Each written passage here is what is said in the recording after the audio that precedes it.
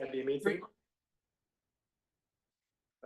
So let's start the meeting and let's get some updates from the staff and from the chair and from the board. And we have today a special guest giving us presentation. And also one of the items we have to discuss subcommittees. Yeah, so should we start first? Ethan and Bez?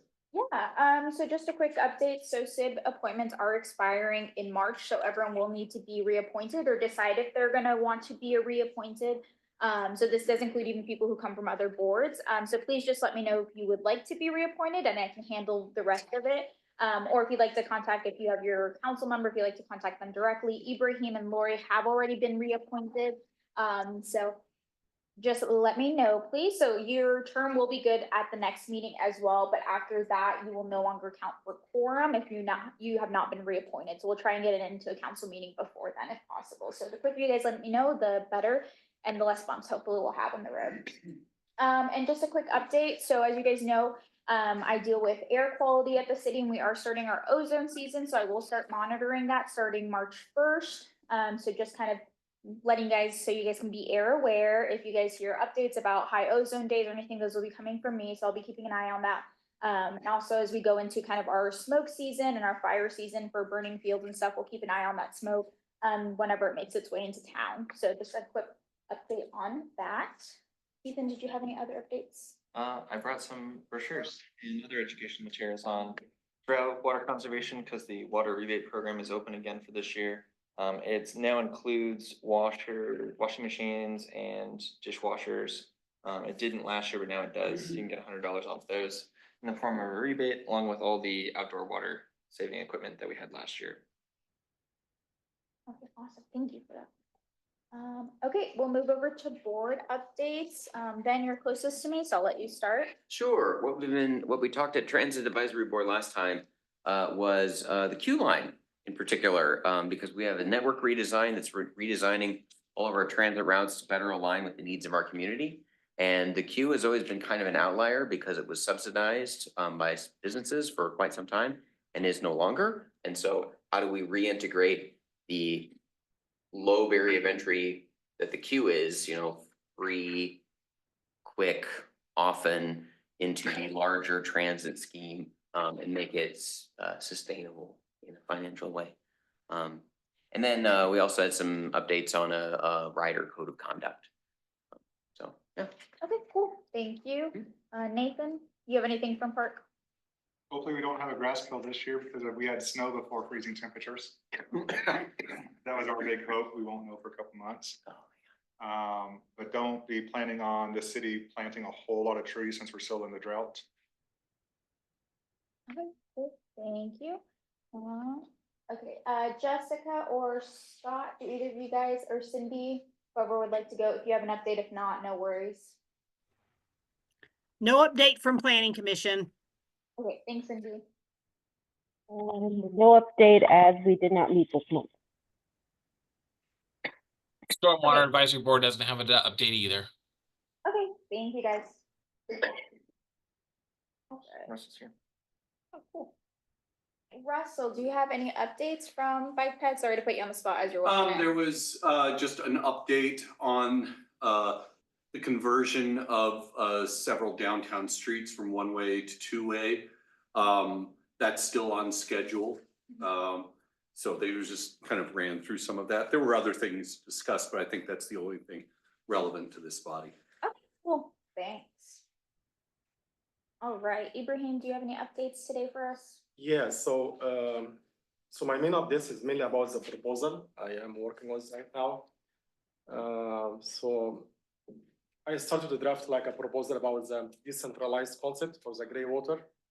I tried to work on different sections for this proposal. And for those who didn't attend the presentation I had before, so the concepts for the gray water treatment and reuse mainly to cut the consumption of potable water for non-potable water applications. One of the key sections inside my proposal is mainly about the regulations inside the state. And to do that, I did make kind of different outreaches to different entities in the state, including the KDHE, Kansas Department of Health and Environment. And also I did reach to the municipalities of Kansas, And what I came out from this outreach is that KDHE, they have a certain regulations for the gray water dated back to 2014. However, they don't have the concept of decentralized, so mainly oriented for a single household, like a single house. And also they have a different definition for the gray water. So they mentioned in their procedure, any water came in contact with food processing, like water coming from the kitchen sink or something like that, water came in contact with the toilet water, is not classified as a gray water, they call it like a black water or different water, which is different from the general definition of gray water. Gray water is defining as any water stream coming from washing machines, coming from the sinks, coming from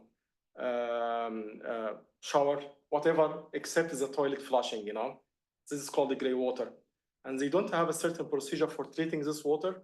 So usually they make kind of a separation, collecting the water and using for kind of subsurface drip irrigation, This is end uses for this one. So I had a discussion about the concept of decentralized, about the concept of treatment. So I have a meeting this week with the chief of the municipal programs in the Kansas, and I will discuss that with them, It looks like we might need to go around the regulations to make it applicable, I updated the city members about that. My proposal will come to you before the next meeting. So before March, I will send my proposal to you guys. Just take a look, if you have feedback or something.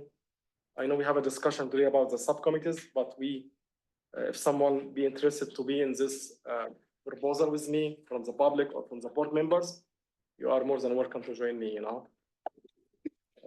So this was mainly my update about the gray water. Yeah. So I got a question about that. Yes, please. Is the city even set up to separate gray and black? Because understanding home code and everything runs out PVC pipe into waste collection, then goes to treatment. So from my understanding, to adopt a gray water, treat it separately than black water would require a completely new infrastructure within the city.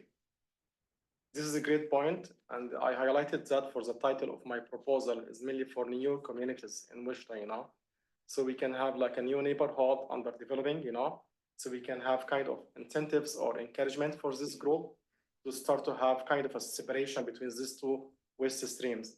They have like a kind of decentralized tank, decentralized treatment, and they reuse this water back for kind of any non-potable water applications, like for car washing, for flushing, for irrigation, for gardening, but we have to make a certain requirements according to the EPA.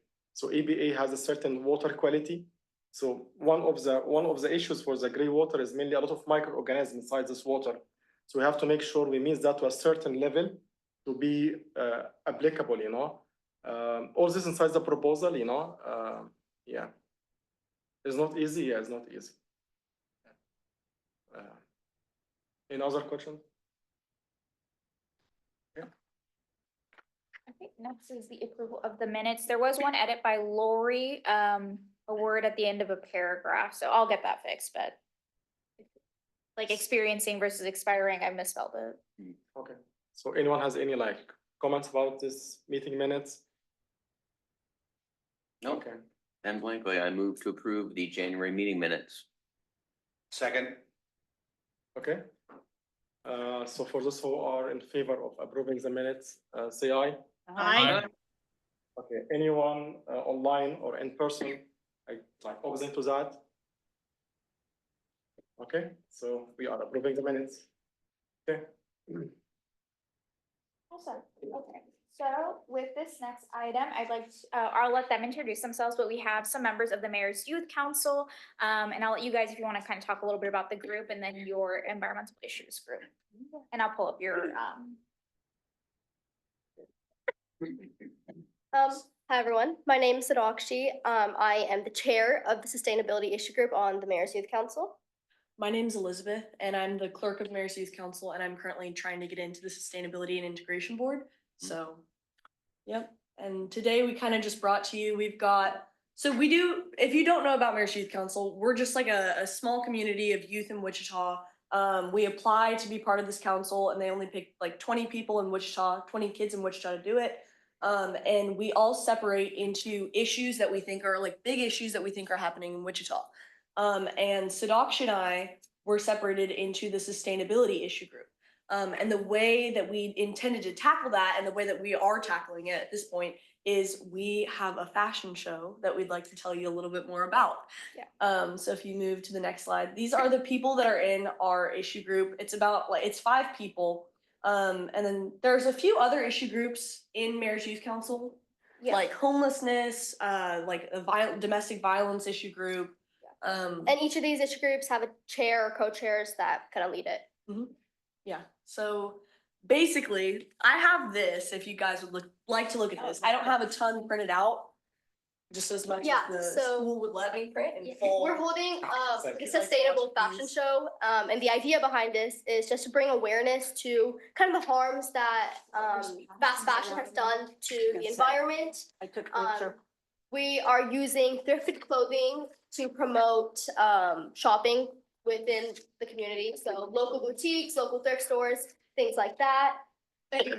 One of the main reasons why we chose to do a sustainable fashion show is we wanted to promote sustainability over the fast fashion industry, because that's something that we as youth have seen that's like kind of taken over. So Yeah. the idea is we went and we thrifted clothes, and we're finding a way, we got a ton of models. Yeah. Mark Arts has gracefully allowed us to use that space.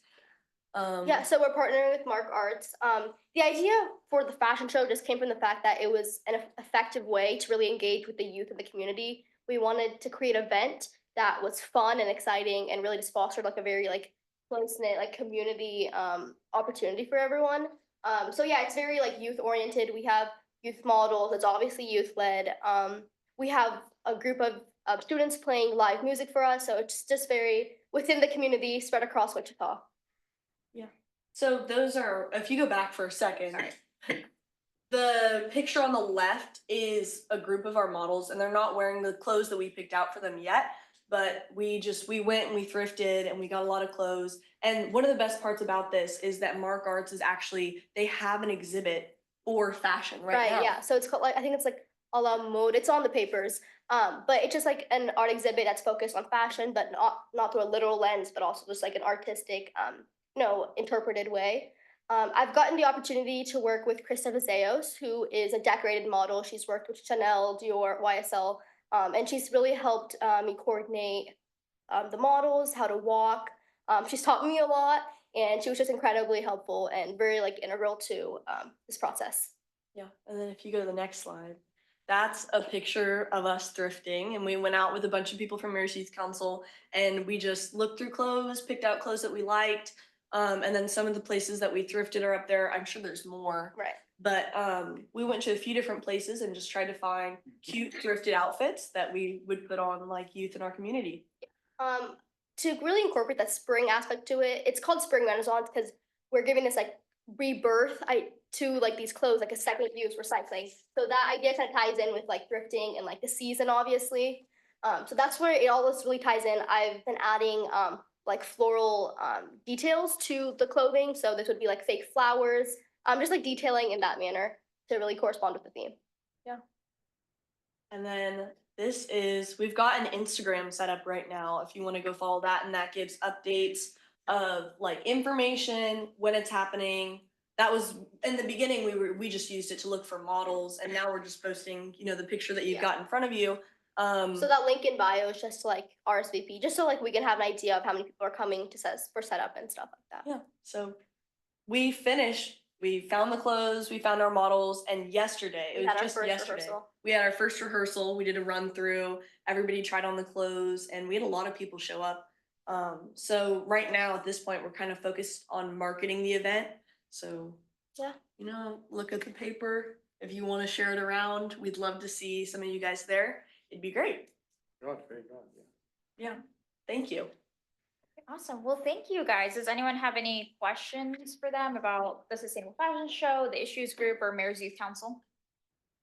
So are you guys getting, maybe this was mentioned and I missed it, but are the clothes being donated from, different, thrift locations, recycle type, locations and so forth? So the process is that the Mayor's Youth Council gives us a set amount of money just like for funding. And we use that to purchase these clothes because we attempted like a partnership with the thrift stores, but they weren't as open to that. So we went with just purchasing them.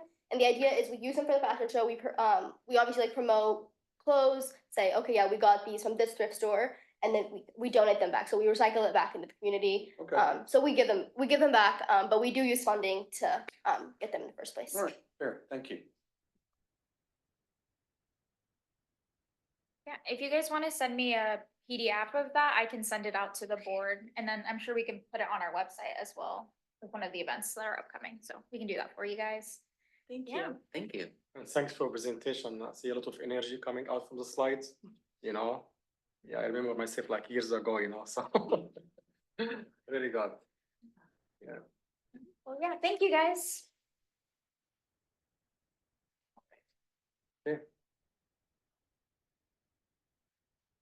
So moving forward, so Liz, like she did a great job for sharing with us kind of a Excel sheet, like sign in spreadsheet. So for the board members and for the public to show interest for different, like we have two proposals, right? One proposal to have air, water, land, and education. And the other one, oh, we have it here, perfect. And the other one, we have around 7 segments. So these 7 segments of focused areas we had before for the drafted climate action plan. From my perspective, when we say like land or air or water education, education is a common, We cannot make outreach for land or air or water ever without education. We have to elevate education. So it's kind of embedded for this one. But if we need to move forward, for my perspective, maybe I'm wrong, we might lean more to the focus area for the climate action plan, so we can track that during our progress. And like, for example, we're talking about the natural resources, for the topic I shared today about the gray water, this under this topic, or under this area. When I'm talking about another idea I raised before about water evaporation coming out from Cheney Reservoir or Cheney Lake, and adding this floating solar panels to minimize that, and they make generation for electricity. It's coming between natural resources and also energy supply and distribution. So something like that, do you have count how many like go here or there or something like that? What do you Like when mean? you say like how many people signed up for the first proposal? No, so I moved over some of the ones that were signed up, so like Lori's fit under, for her waste and recycling currently, it fit under waste management reduction, so I moved that one, and then you had mentioned the 2 groups, and I know Yes. Ben signed up for the transportation one and land use, which makes sense, Okay. transportation board, but that's kind of all I got, so I was wondering if the discussion was gonna focus on which ones, Yeah, which this is, we need committees? to move, yeah. So for the board members, do you have any preference, Like for the people who signed right now, they signed for the second proposal when we attach to the seven focus areas for the, say it again? 5 focus areas. Oh, 5 focus area for the climate action plan. Anyone like is preferring to the first one, land, air, water, education? So the land, air, water was because last month you had about 14 subcommittees. And most of them, there's 6, 7 people here. They can't be on 14 subcommittees. And my honest thought is it's not a committee when there's only 1 or 2 people on I it. agree. That's a drinking buddy. Yes. I will say these committees are also meant to have members of the public in there. Sure. But with that, my other question I had was what success has actually been made in this committee that can be celebrated yet? And from my look at it, when there was 14 subcommittees, is you're spreading a very small amount of resources across a whole lot of committees. And there's no forward traction, no forward progress. there's not even small victories that we can celebrate yet. And that, those 4 words that were thrown up there, they were just very broad. I understand. Captain America. I understand, yeah. How do we get from 14 subcommittees to 4? And we can actually get a victory, get a celebration, and then move on to bigger challenges as this committee moves forward. So since I was the one that kind of proposed that, and again, it was just a 30-second thought, Sure, yeah. that was the purpose of it, was not to get pigeonholed into very small areas and how do we broaden out where we can actually do something and celebrate some successes. I agree. This is a good point, I totally agree with you, like 14 subcommittees, with limited number of board member available is kind of not easy. So I will take a step back, I was not involved in that. For the projects I had before with different groups, when we have project, we have to have a certain items. One is to define the work scope, So what is the work scope for this subcommittee, So for example, for me, I have my committee as a lead group for the resources of the natural resources. So my work scope, I need to cut the water consumption for non-potable water applications. One of my goals, I need to make my plan align with the city plan, as Asa mentioned today about kind of the habitat and other stuff, And also I have 2 proposals. I already started proposals about the gray water and perforation. Just this work scope, But I will propose that. But the other item we have to make it is mainly about the deliverable items.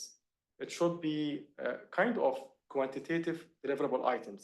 Smart goals. I can say, oh, I need to save water. How much? 1 gallon or 10,000 gallons, So having like a measurable deliverable items is the key. And every time for my previous projects, we have kind of a different logs, like action item logs. I have risk assessment for the project. Maybe I propose something, so ambitious. Our next meeting, guys, I'm sorry, I cannot make it. Why? I have this risk. What is your risk? I have some regulations coming from KDH will not allow me to make it. So we start to work on this problem. We have go or no go. So kind of quantifying the goals, well defined for the work scope, and this will come from the board voting on that, This is my vision for this upcoming subcommittees, So if I agree for these 5 subsections, we have to have 5 work scopes. We have to get kind of deliverable items agreed from the committee, and we can move on. Maybe like mid of the, like every quarter, we have a evaluation. We say, oh, will not work. So we can refine the plan, Go ahead, please. Well, we had that survey that went out to the community, and I thought that was to be used to kind of help us guide what we decide.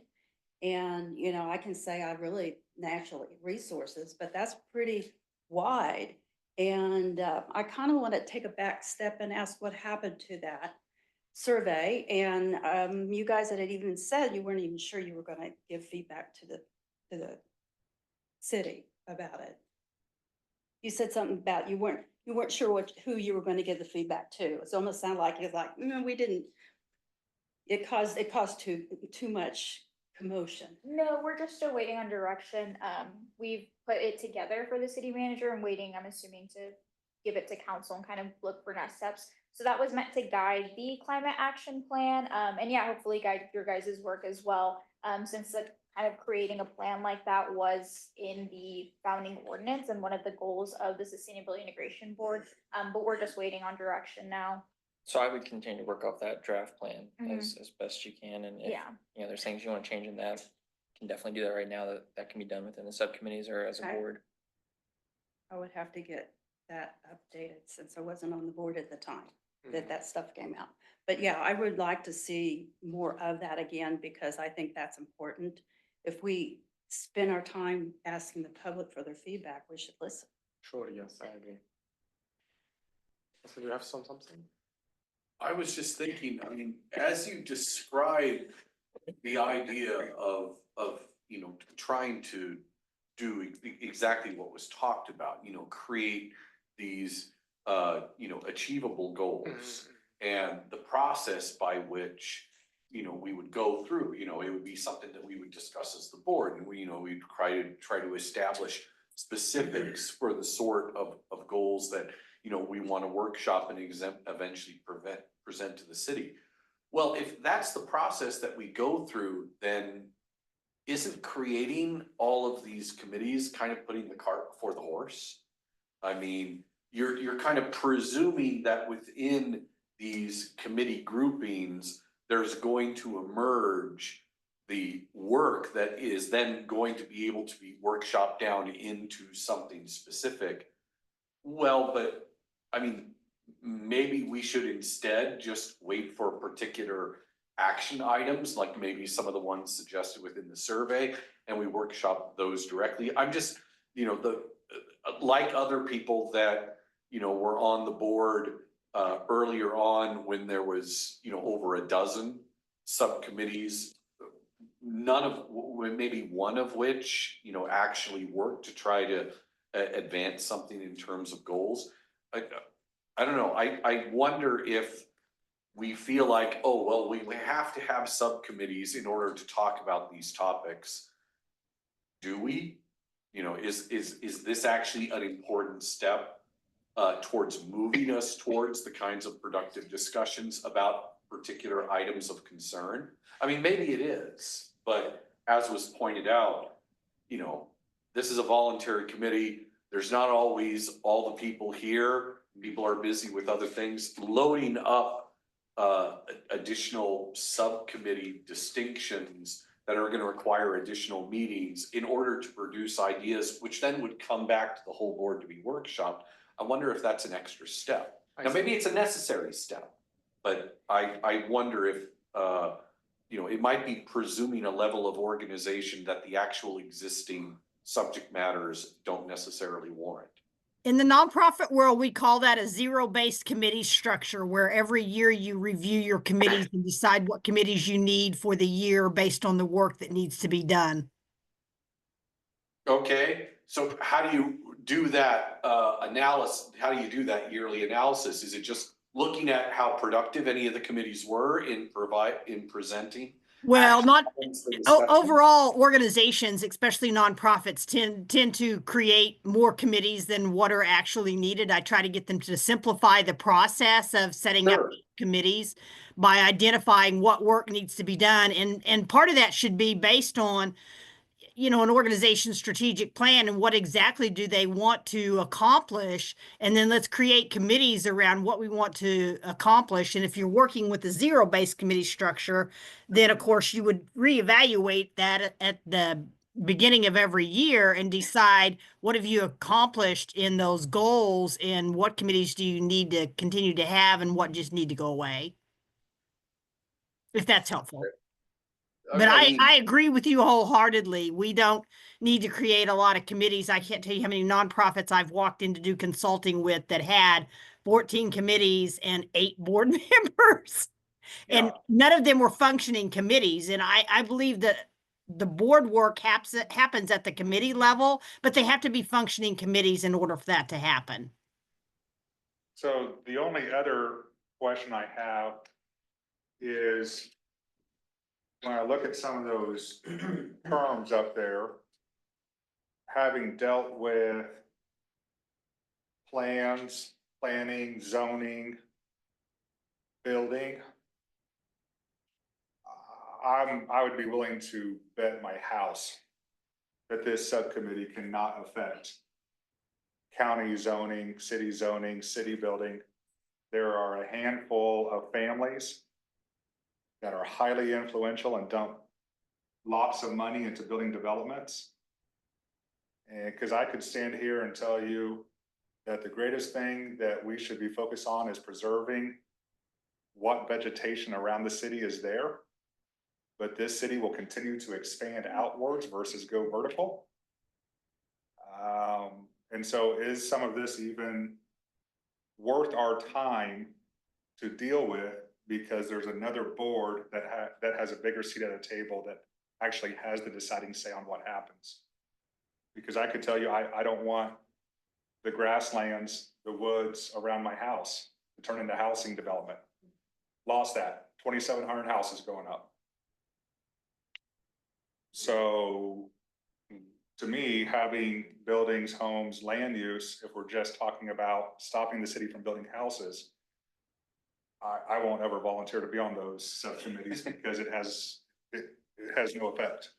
I would just, I mean, on the one hand, obviously, I completely agree. I mean, there are forces at play, both within the county and city government and outside of the county and city government that are gonna have a whole lot more pull on what rules are established than any kind of advisory committee.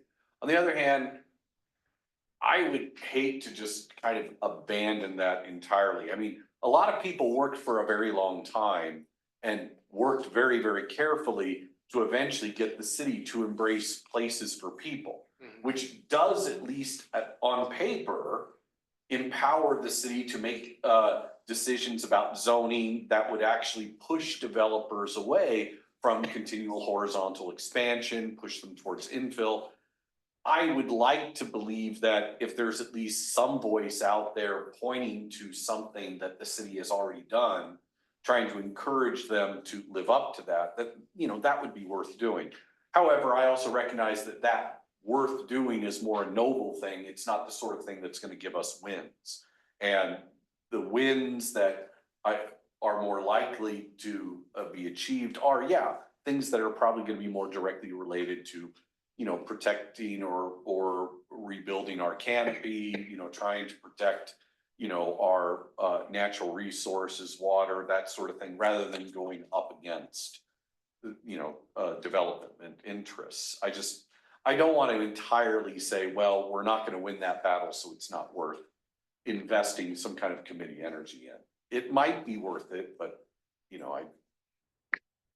I don't know.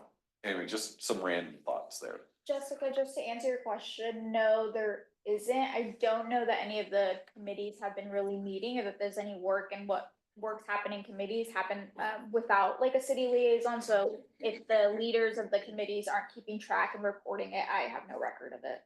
So Lori would have information about the waste committee, but that's really the only one. Well, and so just to give you guys some background again, that's how this whole conversation started, of whether or not you guys wanted committees at all. We were just updating the page. There were 6 previous committees, not a dozen, there were 6. Sure.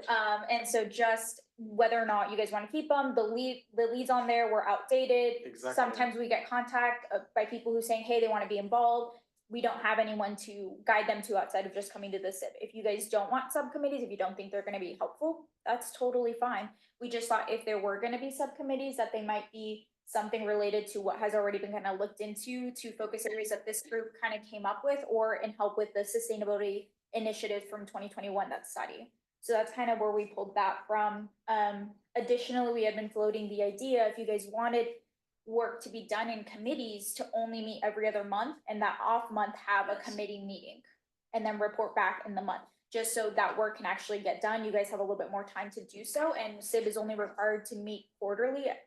So as long as we're meeting that requirement, if your time constraint is kind of what's putting you off of doing committees, and if you do want to do the work in committees and get more focused into certain areas that you might be interested in, that might be a good way to do it. But we were just kind of thinking about that as well. I kind of echo what Liz mentioned right now. I have been in this committee for less than a year. We have been in Wichita for less than 2 years. One of the main problems I see in Wichita is water. Water is main issue right now. It will impact the development of the city. If we didn't pay attention for conserving the water, future generation might be at risk, So what we are proposing will make impact to the city? The answer is yes. Everything I propose to you guys, I get in touch with the city council members. They update to that, and they are waiting from us for this one of the proposal coming out of the gray water and other proposals, This is my area of expertise, conserve water, and this is before with other projects. For other issues in the city about the waste management, about energy, about developing, yes, we need that, Should we prioritize that? My belief, our job here in this board, to find solutions, propose to the city, and they make decision on that, we don't make decisions here or change the regulations. What we propose, we leverage experience, we get inputs from the public, we see what we have, like what I did, I spent my time just reaching to different entities in the state, how we can work, how we can do this or that, So something like that. So if the board see, oh, we need to focus only on water and waste management for 2025 as one goal, let's work on that, If you need to make different subcommittees, so it is up to the board members. This is, you will spend your time with me, So you have to vote on like major topics, water, waste management, put all efforts for 2025, maybe end of 2025, move to different objectives. But I believe if we have one problem, solve it, this will be great, instead of splitting efforts and times on different tasks or different stuff. So it's up to you, So I do like Nathan's Captain Planet plan. Okay. I mean, that's the first one. That's it does, it's not very buzzwordy. It's pretty simple. And I'm torn because I am compelled to the second plan because we're a city advisory board and those topics align well with existing city departments that have experts in these areas that we could lean on for advice. And so I'm led to that one, but with the caveat that if nobody on the SIB stands up and says, I will lead this committee at this time, at this meeting, then we can't have a committee because there's nobody on it. Right. So that is what I would recommend we go forward with is let's pick the second one, and then SIB members that are here today, of course, we know Lori's preference, and so we can kind of just take her slotted in that spot already. But if we have people here today on the meeting that are willing to chair these, then we will go forward with them. Otherwise, they will not exist for the time being. I got it. That sound all right? I mean, I have first, Ibrahim, thank you very much for leading us. Thank you for all your extended time on the late nights and phone calls and data on your cell phone plan. Everything that you've done. I agree with what you said that primarily on water. And I think with the suggestion that we focus on capital light recommendations to the community. So what can this say, on a weekly basis last summer, there were comments about the drought. Mm-hmm. And I think this board has a voice in that. And so you have a huge city initiative happening right now focusing on drought. And we have an opportunity to provide sword and lean into that momentum that's happening. So based on everything I've heard, like what can we focus on and implement actual change? I see us having the best results and leaning into the city's current drought campaign and being an advocate for that work that's already happening at the city. I agree. Would we focus only on issues regarding the drought? Or there's about 100 different ways to look at water. Yeah. And, one of my concerns is the green algae outbreaks and like Afton was poisonous last year. Mm-hmm. And I think, I don't know how much the public has listened, but just letting grass grow around those ponds keeps the fertilizer from going into the lake and causing green algae. That seems simple. Mm-hmm. I mean, I think about, in some ways, my first thought is that sustainability is such a huge encompassing topic. And when I look at those two bullets, like were those two subcommittees or were those like 14 or whatever, just more than 6? So yeah, those are the two options. Okay. One option that was suggested, and the second one is the second option that was suggested. Okay. You can make a third one. So, I mean, in some ways, we have such great leadership here with Youth Council. I almost wonder that I would call them executing on capital light projects where they're focusing on a topic and they're implementing on a topic that they care about. And I think our time would be honestly just better spent if we focused on a topic. And I know that we're all brought here for different reasons under the umbrella of the term sustainability. And that isn't meant to diminish anybody's passion and why they're here whatsoever. But even a year ago, I think we talked even in the draft climate action plan, how do we prioritize the work? And we're still having that conversation today. So it would be my vote to narrow our focus significantly for 25. And knowing that, I mean, I see, I'm involved in Rotary. And Rotary is focused on economic development as their 2025 work. And there's a lot of things that Rotary does well. They still do, youth reading projects. They still are building picnic tables, restoring picnic tables for area parks, but their main focus is economic development. And I think they're starting to see some results from that. And so I think this group knows where I stand on this topic, and I would suggest that we narrow our focus a little bit. I think the example of Rotary is excellent. I mean, obviously Rotary is a far larger and more established body than, this advisory board or any of the advisory boards across the city. But still, I mean, organizationally, it's a good idea because as was emphasized, it's not like they don't do multiple things. It's not like they can't address new issues that come up. It's not like, we can't bring the Mayor's Youth Council in here to talk to us. We can't bring people in from WSU to come and talk to us. We can be aware of and we can get input and give input into and maybe even develop, actions that we can take that could align with all sorts of other things that are going on. But we set a priority. And we say, okay, so like in 2025, meeting to meeting, this is what we're focusing on. This is what we're working on. And the idea is that means that by the end of 2025, we're going to be able to look back and say, this is the distance we traveled. These are the things that we accomplished. And maybe on the basis of that, we stick with that priority, or maybe we pivot to a different priority. But yeah, so rather than upfront saying, okay, this is the way we're going to organize our multiple concerns, why don't we just simply say, we're going to select one thing or maybe at most two things that are going to be our priorities.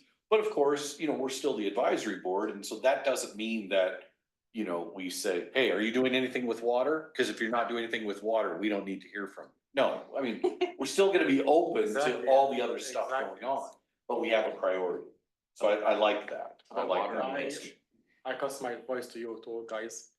It looks like if we have like a 1 or 2 or 3 objectives for 2025, achievable objectives, this might be like a great. Water and waste. Okay, let's go. Does that sound good? What do you think? As long as there's a victory. Okay. For the water, I have news. I cannot disclose it now till it comes official. I will disclose that next meeting. But go ahead. I'm sorry.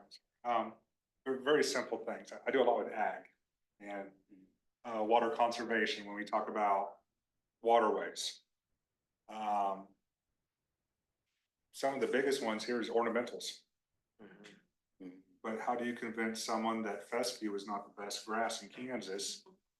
And if you plant buffalo, you only got to mow 3 times a year. Stop planting ornamental trees. One, Wichita had very few trees if we were here in 1750. Does Wichita need trees, or do we need tall grass prairie? Trees is a very European and Appalachian thought concept. Not to pick on anybody who believes in growing trees. I like trees, but we don't need Asian, Japanese, Australian versions of trees that require 30 to 40 inches a year in order to grow properly. How do we have the trees that are native to the Midwest and drought and fire resistant? The education side, is very easy to push out.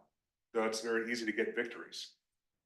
Here is, if you're worried about water, since that's our topic, or proposed topic, here's why you should plant these type of horticulture and botany, these type of forbs. Now we have a win because we published something. Whether or not anybody follows it, we have no control on that. Right. But then we could also even push to the city on their plans, stop planting fescue and soy zig unless it's a golf course. Because you are costing more water. Stop planting European and Asian trees or trees that are popular in Oregon where they get 60, 70 inches of water a year. I see your point. Does that make sense? So the Totally makes city does sense. have an approved tree list that is drought resistant and grown like in the Midwest. And so that's already done. As far as like what types of things to grow and what people should plant, that's all available at the Sedgwick Extension Office as well, online.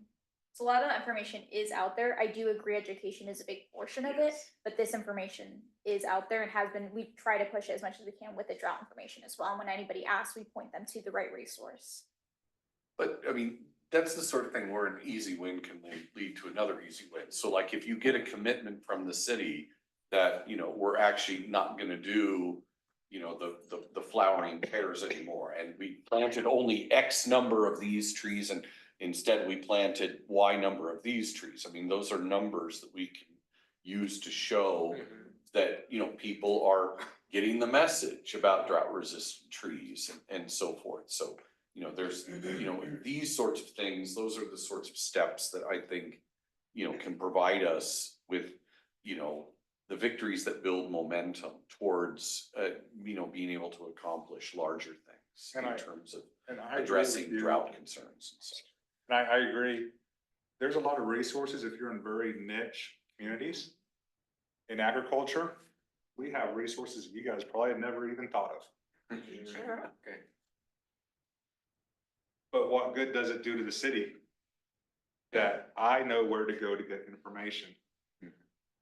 And so sometimes cross-sharing across these, because I'm sure there are multiple people that don't understand about the County Conservation Association or our district conservation offices and USDA offices, Kansas Forestry, that those are all open and free options. But if you don't know about it, they don't exist. Yeah. Exactly, yeah. So some people be smart as they know how to get the information, you know? So getting access to information is like a smart way, you know? I agree. So let's like summarize what we said, you know? So what I do here so far, we need to focus, you know, and condensate our focus area, maybe 1 or 2, right? I did hear water. Anyone has any like opinion difference on that from the board? Lori's not here, but I'm sure she would like a waste and recycling committee still. I'm going with water and I will go to different one, but make sure that for water, anyone against that as one of the focus areas for 2025? So this means that we would actually be changing the information that's on the website so that, you know, we're not giving people the idea that there's all these different subcommittees they can volunteer for, but instead it's gonna be redesigned to emphasize that, you know, 2025, these are the stated- focuses or the Yeah, we'll priorities. probably do a statement or something, and if you guys wanna come up with goals, we can put something That's on what I'm there trying to to do, change it yeah. to just, you know, these are the focus areas, this is what the board is trying to do, or this is what they have done, you know, so far for this year to achieve this goal or focus. Yeah, what I will do, I will share with Les work scope, deliverable items, measurable deliverable items, and I will create kind of forms to track the tasks and the risk for everyone, you know. We already initiated the gray water together as a decentralized concept for new communities. And we did discuss before about using these floating solar panels as a way to cut water evaporation. And in the meantime, go generate electricity. I will make all of that available to you before the next meeting so you can review it. So maybe by the next meeting, we can have a clear established work scope with deliverable items. Move on for the waste management, you know. Is anyone against that as a focus area for 2025? Lori would do me in if I didn't say yes. We Oh, have to okay. do, just like we said. Well, I so- definitely want to hear Yes, more from her Yes, later. we're trying to keep Lori here. She Sure, definitely wants the waste management. Okay, we have this as a second focus area. And we only have one. As a work board right now, members, do you need more focus area or should focus more on these two? To condense the efforts, you know, I think those two spend more probably, time yeah. outreach and stuff I like was gonna that. say, does anybody who's listening in, do they have Oh, any, yeah, for the people, anything? yes, you're right. I mean, Anyone online has any different opinion or different direction to us for what we agreed on right now for water and waste management? As I said, like, this is just big two keywords, but I will share with Les like, work scope, deliverable items, review it by next week, sorry, by next meeting, we can approve it and work on that. Once, I just have to say, this is just Oh, still focusing on education. oh, education will be embedded inside everyone, you know, as he mentioned. So the one thing I would throw out here. I think what Wichita is missing that I've seen other cities implement very well is a youth conservation board. And I have proposed to City and Parks, asking how to do that, kind of outside their wheelhouse. I've tried going through Kansas Forestry. Their wheelhouse is too big. Mhm. If Wichita could find the appropriate youth for it, I don't mind helping lead, start, steer a youth conservation board. So this is a conservation corps that would be focused primarily on, you know, Learning and water working. retention and water conservation issues, or would it be more, have a Learning, broader mission than that? It would be very broad, Okay, based upon the city and greater city area. So when I was a youth, Great Plains Nature Center ran one. Mhm. oh, And we did things like hop in the big ditch, pick up trash, but also do water samples and count invertebrates and vertebrates and what's in the big ditch. We did things with cleaning up, making fish habitats in different local ponds. That as you're focusing on aquatics, you're learning a wide scope on it. As you're focusing in on waterways, even though 4-H talks about it and Kansas Conservation does it, well, what's the importance of waterways? Mhm. How can you reduce silt load? How can you maintain topsoil? Yeah. Granted that we may have a bunch of suburbanite kids and they don't understand what topsoil is and the dangers of disking versus no-till drill. Doesn't mean it can't be a topic. Right. Why do we burn? Yes. So I think one of the main ways that you could really connect that with youth and like something like if you're looking for somewhere to go for that, there's a thing called Future Farmers of America, which is a high school program. And I know a lot of schools in like not only the Wichita area, but the Kansas area incorporate FFA into their programs. That would be a great way for the city of Wichita. And I think you could connect, you don't have to connect specifically to youth, start with the schools, and then the schools can branch out that idea of, because I like that idea. It's just the easiest way to get that to young kids would be through FFA. I don't disagree with anything that's been said. I would, it would be hard, you know, we're already drifting away from the idea of consolidation. But I would ask those groups to focus on the focus areas that we've tapped. You know, so if we could say, you know, youth core, our challenge this year is to focus on waste and water. Then I think to Russell's point, when we look back on our accomplishments of 2025, that they would be maybe more measurable. I mean, maybe one of the accomplishments is we get enough people to sign up for the water rebate that it's all spent by the end of the year. that would be a nice goal. Has it ever all been used up? It usually is. Is it usually? Pretty much every year. Okay, I thought I heard that like at the end of 2024, there, it was. Money it That was still the some- outlier year. Yeah, that was Okay, the, but that was the 1 year we did. 2022. Yeah, it was like 7 years in a row. We spent Let's it. make it this year. Easy goal. Easy. I will have it in my goals. Small wins. Sorry for Okay. Yeah, no, I mean, I like it's gonna. And as I mentioned, like education will be one embedded component for everyone. Yeah. Any more discussion on this topic for subcommittees and but let's, where we are going now.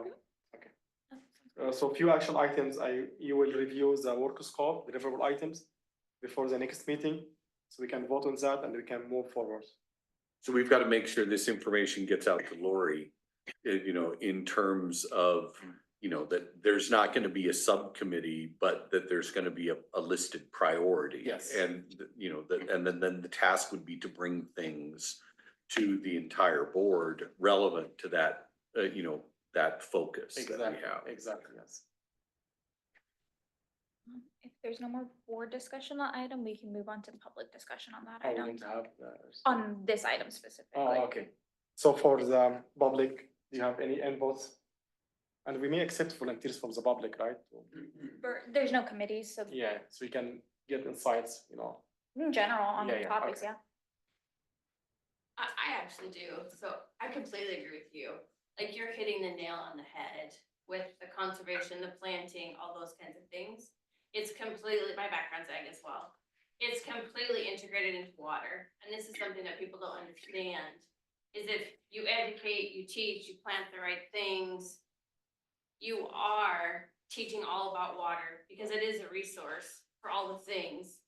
And so I would encourage you to expand your thinking a little bit more about water. So we're not originally from Kansas. And so learning Kansas, I've had to shift my even ag focus because it's completely different and upside down. And the first thing I did was begin to embrace. I've got to have native plantings. I have to feed the soil, get it alive, do all the things, and I can't use a ton of water. So I have to learn how to work with the environment, and it applies whether you're outlying of Wichita or you're in the core of Wichita. And so I think it is critical with the water issue that you shouldn't lose that component. I agree. It's a very important component. So it goes right with gray water too, because that's even with households. If you begin to learn, or farms, you begin to learn how to reuse the water and you build your systems, you actually are using even less water because then you're cleaning your water so that you can use it to also grow your plants. But there's not a great understanding here about how that all ties together. I agree. That's a good point, yeah. Just to tag on to that idea about education, I mean, that's something that's gonna be really important right here over the next couple of months. So the drought restrictions came in last year in June, is that right? Or was it July? Came in late. August, wasn't it? Was it even at August? It was But in any August. case, it was long after the planting had been done. Yes. Yeah. And so I'm thinking right now of my spring garden, and I'm thinking about, how I'm going to, adapt, like making more use of, gray water from our homes. We already have rain barrels, but there's a lot more that we could do. And I have to start thinking that way because, I'm gonna be, putting in the lettuce and the green beans and the things like that. And, there's a lot of water demand there. And if I'm gonna, commit to this, I gotta get some education.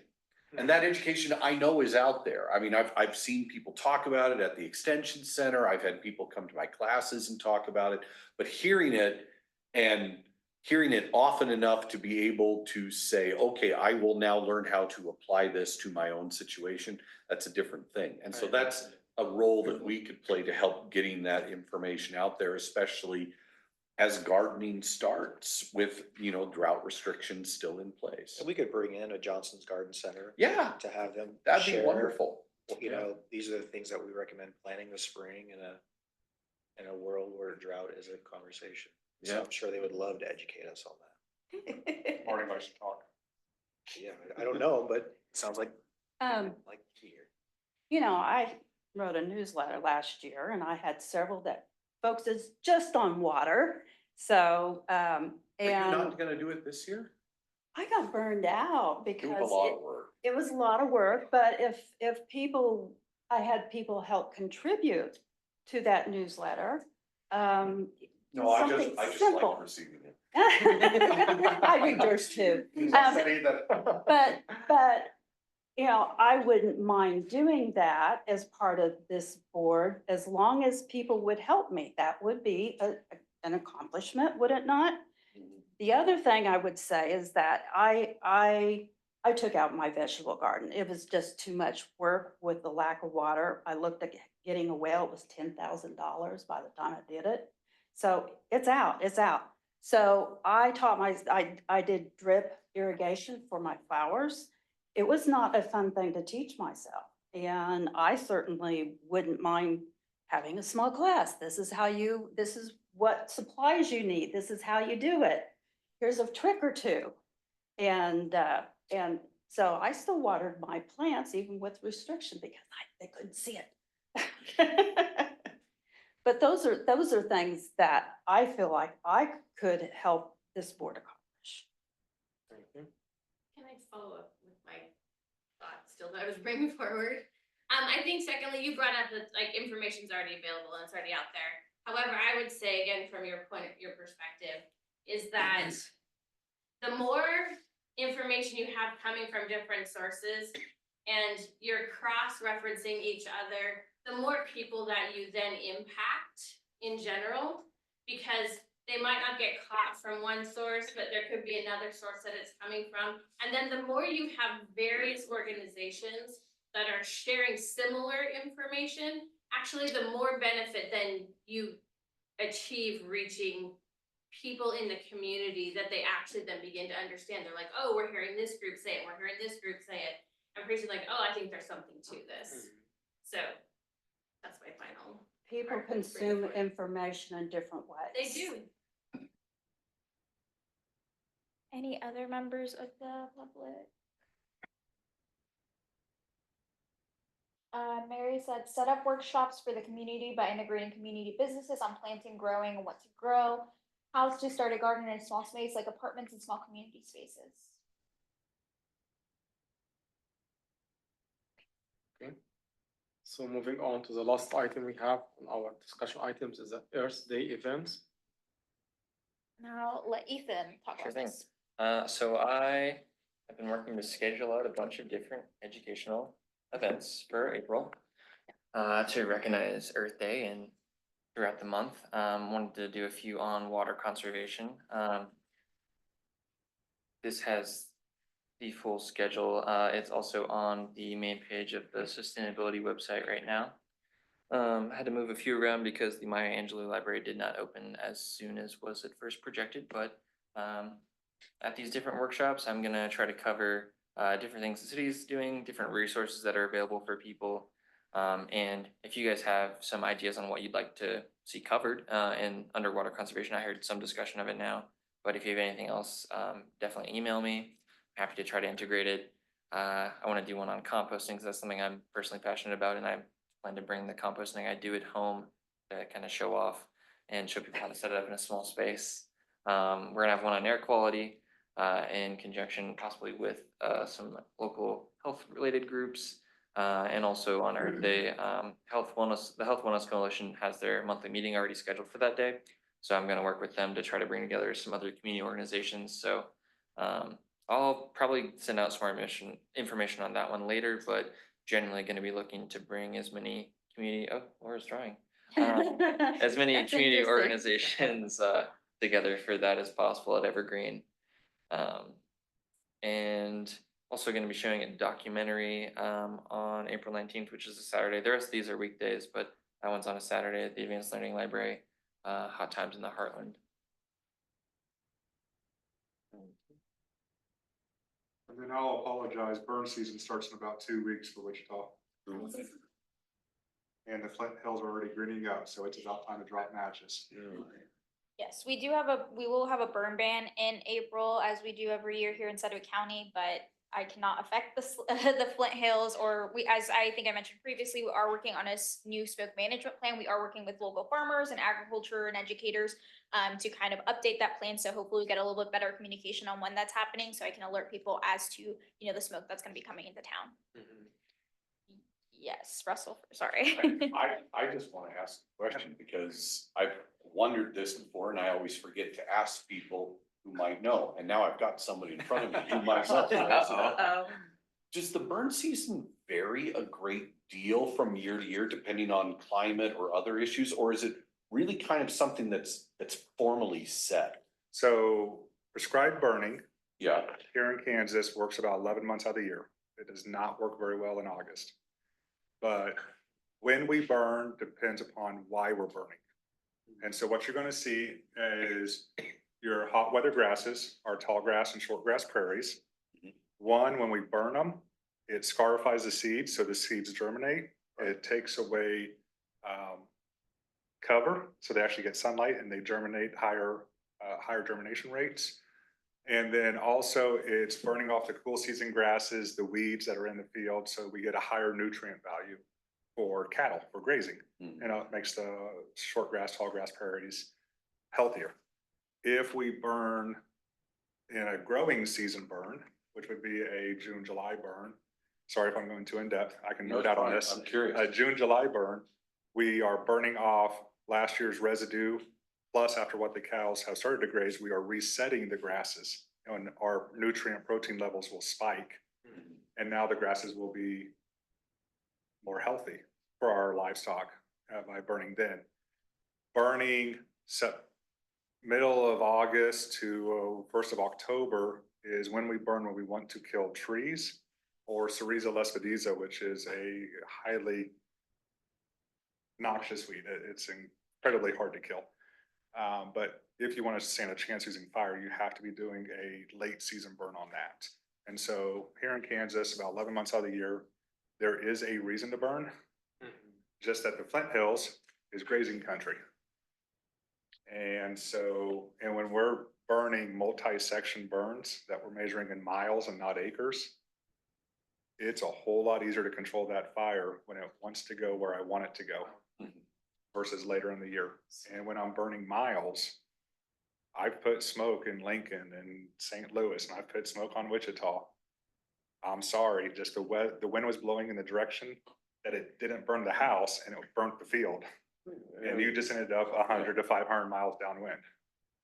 Okay, I appreciate that. Thanks. You pick a certain time in the day for burning, especially you have to watch the air relative humidity to make sure it's high enough. We're watching dew point, humidity, mixing heights, transportation winds, heat. So you have all this perfect, yeah. That Like kind of a or map to trace that, like, or if you care about the science, there is. I know plenty of neighbors that they just woke up and 3 friends were at the front yard ready to burn, so they went and dropped a match somewhere.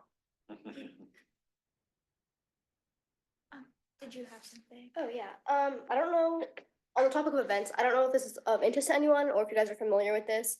But prior to this, I was talking to this lawyer who specializes in energy law. And her team are attending this event in Kansas City called the Climate Action Summit. And so it's basically like a conference with a discussion of like topics. I bet it'll discuss like things that, you know, are in the Midwest and also just on like on a national level. So if that's of interest to anyone, that's just something I just learned about. Yeah. is this like in person or is this online? No, it's in person. Anyone's free to attend. I don't know if it's free, but anyone can attend. And it takes place April 5th. So it'll just be full of people who have like similar interests and goals. Especially since it's taking place in Kansas City, it'll just be concentrated of people from the Midwest. Okay, thanks for sharing that. Thank you. So, so if I got a couple friends and said, we want to do something for Earth Day event, I just contact you and say, hey, Ethan, can we do this? Yeah, you could contact either one of us, I think, if Okay. you wanted to. Cause are you thinking you would need a place to do it, or, Yeah, cause we could help organize that Yeah, with We you? can definitely help with like a reservation of a library space or recreation space. okay. You know, as much as we can, we'll try and help out with that for sure. Yes, or Oh, water center okay. is also available for reservations. Yeah, and then we can, if you let us know when it is, we can add it to our events with where everything else Did is you, on there. did you contact them and do a tour? Hello. Do tours? I don't think Are I you can guys do at the that. water center? Yeah. They are not doing tours. Since the pandemic, they stopped doing tours. Interesting. I just had a question about when, was the last time the city like held an event for Earth Day, or have they? I mean, well, these are all city events, the ones that are listed there.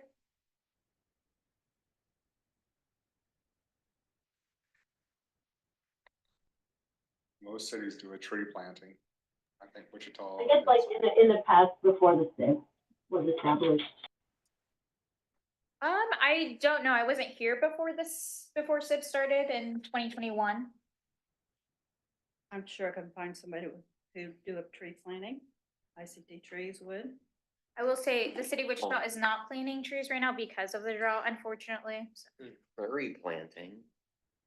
Well, yeah, there's landscaping to, minimize the need for water. Okay, any other questions from the board, from the public? Okay, so I'm going to adjourn this meeting and thanks Oh, for. no, we still have public. Oh, so, okay. Yep. I forgot. that. Okay, so Sorry for that, yeah. for public comment, anyone gets 5 minutes to speak. There isn't really discussion from the board, so was anyone like to have some time to speak? Okay. Okay, so I'm going to adjourn the meeting and thanks for coming. You all have a great night. Yeah, just real quickly, our next meeting is March 26th in the same room and through Zoom again, through the same link. And then in case you need it for those events or anything else we mentioned, it'll be on the sustainability page. So I'd just like to throw out there that if the next meeting, you know, between Lori and others, we, you know, can have the kind of discussions, you know, around the priorities that we mentioned, then, you know, maybe we can think about the long-term schedule of meetings and, you know, we're not gonna necessarily, you know, go back and forth between the whole board and committees, but, you know, we can think about, you know, how we use our time in terms of addressing those priorities. Yeah. Additionally, like I mentioned, appointments are expiring at the end of March, so next month will be the last meeting with everyone. Please, please, please let me know if you'd like to be reappointed. Hey, Yes. Did you make your announcement or did I just? If you're not, I just have to. No, I kind of forgot about it. I said I kind of just forgot about it. Okay, let's hear it. Let's hear it.